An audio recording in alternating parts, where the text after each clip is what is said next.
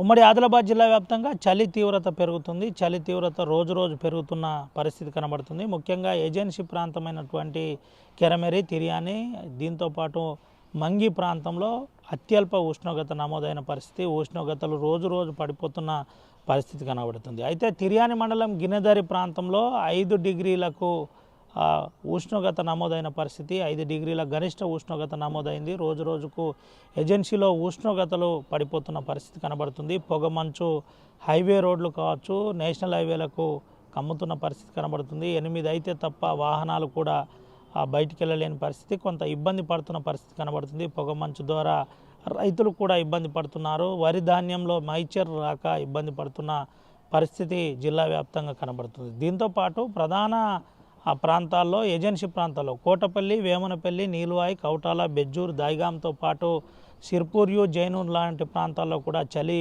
తీవ్రత రోజు రోజు పెరుగుతున్న పరిస్థితి కనబడుతుంది. దీంతోపాటు అటు ఆసిఫాబాద్ జిల్లాలోని ఏజెన్సీ ప్రాంతం అంతా కూడా చలితో వణికిపోతున్న పరిస్థితి కనబడుతుంది.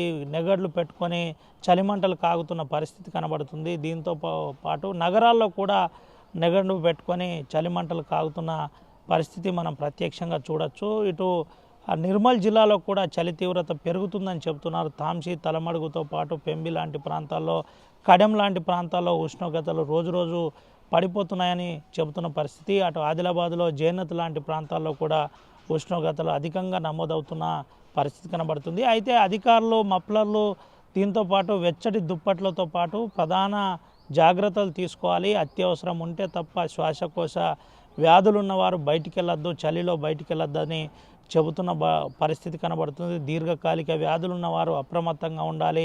సొంత వైద్యం చేసుకోకుండా వైద్యులను వెంటనే సంప్రదించాలని చెబుతున్న పరిస్థితి కనబడుతుంది. జిల్లా కలెక్టర్లు కూడా ఎప్పటికప్పుడు చలికి సంబంధించిన అంశంలో జాగ్రత్త పడుతూ ఎప్పటికప్పుడు వాతావరణానికి సంబంధించిన హెచ్చరికలు కూడా చెబుతున్న పరిస్థితి. సమాచారాన్ని వాట్సాప్ మాధ్యమాల ద్వారా సమాచారాన్ని ప్రజలకు అందిస్తున్న పరిస్థితి కనబడుతుంది. ముఖ్యంగా ఏజెన్సీ ప్రాంతాల్లో అందరూ జాగ్రత్తగా ఉండాలి, అప్రమత్తంగా ఉండాలని చెబుతున్న పరిస్థితి కనబడుతుంది. Vote studio. Local to global news at your fingertips. మీ చేతిలో ఒక ఆయుధం. Download R TV app. Media legend Ravi Prakash is back.